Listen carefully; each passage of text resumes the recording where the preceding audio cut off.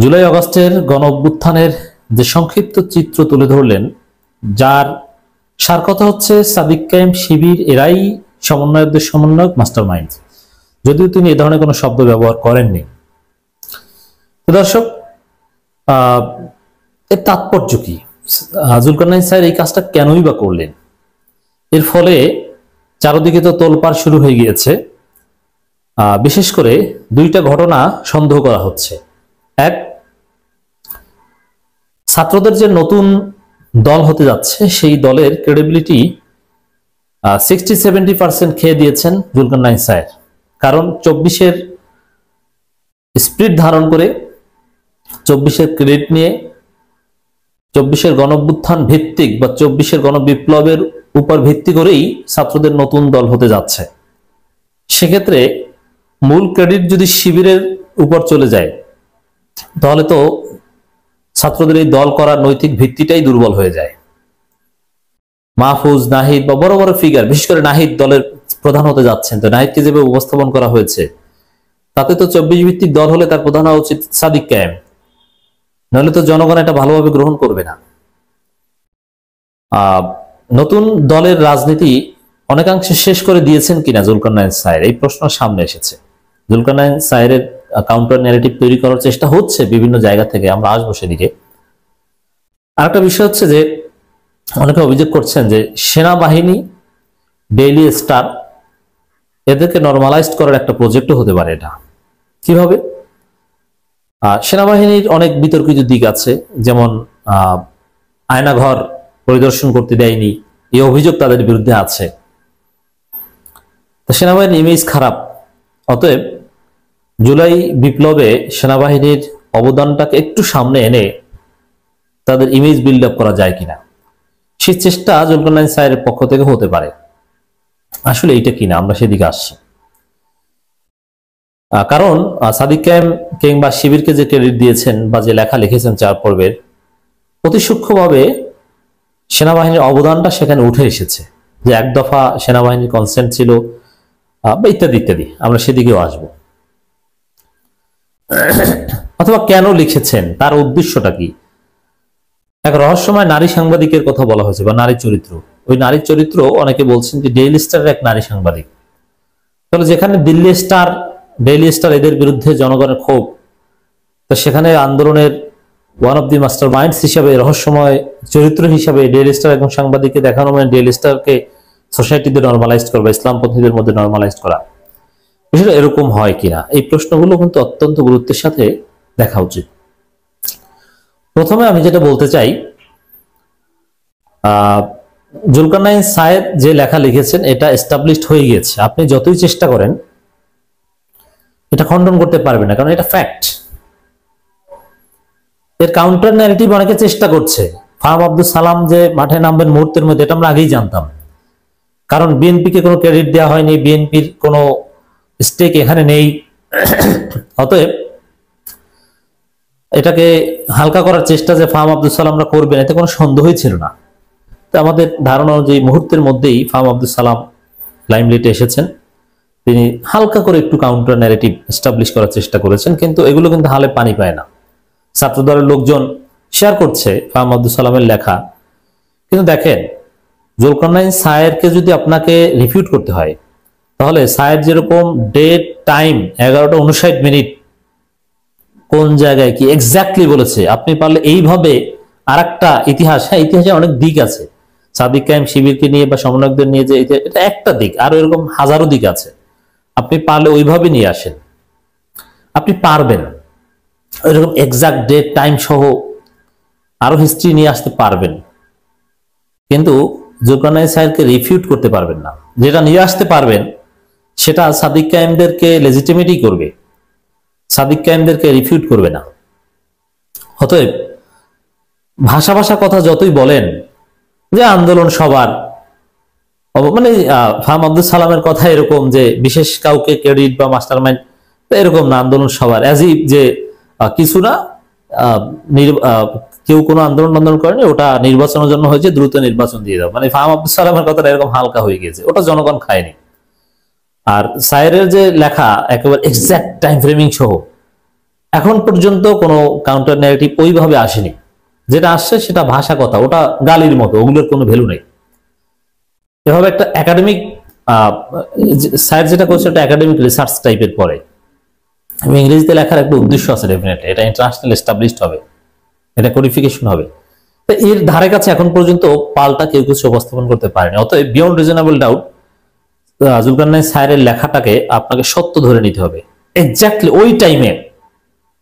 যেমন এক দফা ঘোষণা, কোন টাইম, কিভাবে কি, ওই সমন্বয়করা অনেকে খেপেছে, আব্দুল কাদের, আব্দুল হান্নান মাসুদ সবাই খেপেছে, খেপবে, এমনকি নাহিদ, আসিফ কিংবা মাহফুজ, ওরা সবাই খেপবে। কেউ ওপেনলি খেপেছেন সোশ্যাল মিডিয়ায়, কেউ ভিতরে ভিতরে ফুসছেন, সবই হবে। কিন্তু আপনি রাগ হলে তো কিছু করার নেই। আপনি যদি এক্সাক্ট টাইম ফ্রেমিং সহ যে ম্যাথোডোলজিতে জুলকারনাইন স্যার লিখেছে ওই ম্যাথোডোলজিতে আপনি কাউন্টার লেখাটা উপস্থাপন করতে পারেন, তাহলে আপনার ক্রেডিবিলিটি হবে। আর যেভাবে ছড়িয়ে পড়েছে স্যারের লেখা, ওইভাবে আপনার লেখা ছড়াবে কিনা আব্দুল হান্নান মাসুদ সাহেবরা, এটা আপনাদের ভেবে দেখতে হবে, ওইভাবে আপনারা পারবেন কিনা। অর্থাৎ ভাও বললেই হলো না যে এটা না, ওইটা না, অমুক না, তমুকটা, ওইভাবে তো সেম ম্যাথোডোলজিতে আপনাকে জবাব দিতে হবে। ফ্যাক্ট হয়ে গেছে, এস্টাবলিশড হয়ে গেছে, কোনো সন্দেহ নেই। এবার আসি, হ্যাঁ এটা ঠিক, ছাত্রদের নতুন দলের ক্রেডিবিলিটি মারাত্মকভাবে প্রশ্নবিদ্ধ হবে। তাদের রাজনীতি শেষ হয়ে যাবে সেটা নয়, তবে বড় একটা ধাক্কা খেলো স্যারের এই লেখায়, এবং ভবিষ্যৎ মারাত্মকভাবে প্রশ্নবিদ্ধ হলো। এই দোষটা কিন্তু আজকে নাগরিক কমিটি বা এই সমন্বয়কদের, তারা শিবিরের ক্রেডিটকে ছোট করতে গিয়েছিল, শিবিরকে বিভিন্ন জায়গা থেকে মাইনাস করতে গিয়েছিল, আবার তথ্য প্রমাণ ছাড়া শিবির রকেট এই ন্যারেটিভও তৈরি করতে গিয়েছিল।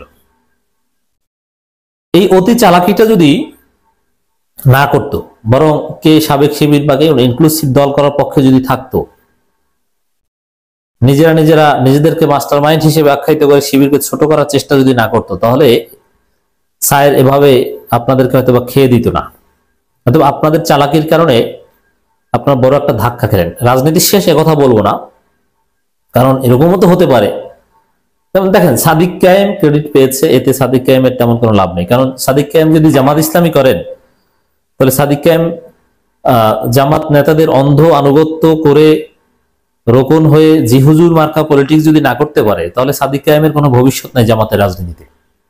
জামাতের রাজনীতি হলো জিহুজুর, এবং একটা চ্যানেলে চলতে হবে। ক্রিয়েটিভিটি বা এগুলোর বা এই অবদান, এগুলোতে জামাতের রাজনীতিতে মূল্যায়ন হয় না।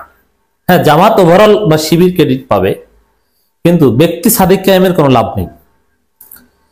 সাপোজ আজকে সাদিক কায়েম আজ থেকে 15-20 বছর পর জামাতের যে লেভেলের নেতা হবেন, যদি জামাত করেন, বরং তার চাইতে বড় নেতা হতে পারেন মিরপুর বাংলা কলেজের একজন নেতা, যিনি জুলাই অভ্যুত্থানে তেমন কিছু করেননি বা এরকম মাস্টার মাইন্ডের ভূমিকা ছিলেন না, জাস্ট মিছিল করেছেন। অতএব জামাতের রাজনীতিতে সাদিক কায়েমের এই ঘটনা বা এই ক্রেডিট, এটার সামান্য গুরুত্ব আছে বলে মনে করি না। সাদিক কায়েমকে একদিন আগেও রুকুনিয়াত দেবে না এই ঘটনার কারণে, বা বড় পোস্ট পজিশন দিবে না। জামাতে এই সিস্টেম, এই প্র্যাকটিস নেই। এখন হতে তো পারে যে সাদিক কায়েম নিজেই 2-3 বছর পর তিনি এই ছাত্রদের নতুন দল করবেন, এর মানে সমস্যা নেই। আর ইতিহাসের এটা একটা পার্ট, ছাত্ররা এগিয়ে যাও, তোমরা দল করো। বরং সাদিক কায়েমের প্ল্যান এক্সিকিউট করার সাথে যারা জড়িত ছিল, সাদিক কায়েমের আশেপাশে ছিল, যাদের নামটা এভাবে জুলকারনাইন স্যারের লেখা আসেনি, কিন্তু সাদিক কায়েমেরও বস যারা, যেমন জুনায়েদ, সালমান, আরো আছে, এরা কিন্তু ঠিকই নাগরিক কমিটিতে এসেছে, নতুন দল এসেছে। অতএব বড় ধাক্কা সত্ত্বেও সম্ভাবনা শেষ হয়ে যায়নি। তবে শিবিরের সাথে চালাকি করা, শিবিরকে ডিমিন করার ফল এটা। বেশি চালাকি করলে তার ফল এরকম হয়। অতএব মিথ্যা কথা বলা, 9 দফা শিবিরের না, এটা আব্দুল কাদেরের দায় আছে। আব্দুল কাদের ওই চালাকি করে যদি উল্টাপাল্টা মিথ্যা কথাগুলো না বলতো, তাহলে এতদূর নিচে স্যার ওদেরকে নামাতো না, বা এই ঘটনাটা এইভাবে সামনে হয়তো আনার প্রয়োজন হতো না। এর মানে শিবিরকে ছোট করার ফল এটা। অতএব শিবিরকে ছোট না করে বন্ধু ভেবে যদি সামনে এগিয়ে যেত, ক্ষতিটা হতো না। বড় ক্ষতি হয়েছে। ছাত্রদের দল একটা নতুন ধাক্কা খেলো, জনমনে অলরেডি প্রশ্ন এস্টাবলিশ হয়ে গিয়েছে যে আসলে কারা কিসের উপর ভিত্তি করে দল করে। ঘটনার নায়ক তো জামাত শিবির, আর দল করে ওরা। দেখেন, ওদের দল অন্য 10টা দলের মতো এই নাগরিক কমিটি যে দল করবে সেরকম কিন্তু নয়, যে মানুষকে দাওয়াত দিয়ে দিয়ে একজন দুজন আনবে, এরকম হলে এই দল করার তো কোনো প্রয়োজন নেই। এই দলটা হতে হবে হাজার হাজার মানুষ প্রত্যেক দিন এই দলে জয়েন করবে, 24 ভিত্তিক দল, বিপ্লব ভিত্তিক দল। এরা সফল, এরা ক্ষমতায় আসবে। জনগণ কিংস পার্টি মনে করে অনেকে আসুক, সমস্যা নেই, যে না এরা ক্ষমতায় আসবে, সরকারেরও অনুসমর্থন আছে। মানে এইভাবে করতে পারলে ঠিক আছে, নাহলে একজন একজন দুইজন দুইজন দাওয়াতি কাজ করে আনবে, এটা তো কোনো মানে হয় না। তো দর্শক, জুলকারনাইন স্যারের এই লেখার একটা বড় প্রভাব ওদের ভবিষ্যৎ রাজনীতির উপর পড়েছে। তবে সামনের দিনগুলোতে যদি শিবিরের সাথে ভালো বন্ধুত্ব রেখে চলতে পারে, শিবির বিরোধী অযাচিত কোনো রাজনীতি, ভান ধরার কোনো রাজনীতি যদি না করে, তাহলে সমস্যা হবে না। নইলে আরো অনেক কিছু এরকম সামনে আসতে পারে। এরপর আসেন সেনাবাহিনী কিংবা ডেইলি স্টারকে নরমালাইজ করার চেষ্টা কিনা। বিএনপির কোনো ক্রেডিট এখানে নাই। বিএনপি তাদের স্মরণকালে সবচেয়ে ভয়ানক সময় এখানে কাজ করছে, অতিক্রম করছে। 24 কোনো স্টেক তারা পায় না। এখানে শিবির, সাবেক শিবির, নাগরিক কমিটি বা এদের নিয়ে ভাগ বাটোয়ারা। বিএনপির কোনো ভাগ কিন্তু এখানে নাই। বিএনপির ক্রেডিট তো মির্জা ফখরুলই খেয়ে দিয়েছেন। অতএব বিএনপির, বাংলাদেশে এই মুহূর্তে বিএনপি কোনো রাজনীতি নেই। বিএনপি এখন বাবুলের উপর আছে, তারা চাঁদাবাজি করছে। এই যে এত কথা, সাবেক শিবির, নাগরিক কমিটি, সমন্বয়ক, এদের নিয়ে কথা, বিএনপি নিয়ে কোনো কথা দেখেন নাই। অর্থাৎ বিএনপির 24 ভিত্তিক রাজনীতি এমনিতেই শেষ। এই জন্য বিএনপি পুরোনো দিনের রাজনীতি করছে, 24 বিএনপির সাথে সম্পর্কিত নয়। অর্থাৎ 24 কেন্দ্রিক বিএনপি রাজনীতি শেষ। বিএনপি রাজনীতি পুরোনো দিনের, এই জন্য 71-এর জিকির করছে। বুঝতে পারছেন না? 24-এ বিএনপি স্টিক থাকলে তো 71-এর জিকির করতো না, কারণ 71-এর জিকির করলে তো এটা জিয়াউর রহমান, খালেদা জিয়ার বিরুদ্ধে দাঁড়াতে হয়। তো দর্শক, সেনাবাহিনী এবং ডেইলি স্টারকে নরমালাইজ করা কিনা, কারণ সেনাবাহিনী এবং ডেইলি স্টারকে ওই সাদিক ক্যাম্প সংক্রান্ত লেখায় গ্লোরিফাই করা হয়েছে। দেখেন, যেটা ফ্যাক্ট সেটা তো মানতে হবে। ডেইলি স্টার, দিল্লি স্টার ঠিক আছে, কিন্তু কোনো সাংবাদিক ব্যক্তিগতভাবে, বা ডেইলি স্টার প্রথম আলোতে অনেক সাংবাদিক সাবেক শিবির এরকমও তো আছে, তো ব্যক্তিগতভাবে কাজ করেছে, এটা হতে পারে। তো এটা আপনি অস্বীকারই বা কেন করবেন? এক। দ্বিতীয় হচ্ছে, সেনাবাহিনী অসামান্য ভূমিকা রেখেছে, এটা অস্বীকার করার কোনো সুযোগ নেই, যতই বিতর্ক থাকুক। সেনাবাহিনী যদি এক দফায় কনসেন্ট না দিত, অথবা হাসিনার পক্ষ নিয়ে 5 তারিখে গুলি করত, তাহলে ইতিহাসের গতিপথ পাল্টেও যেতে পারত।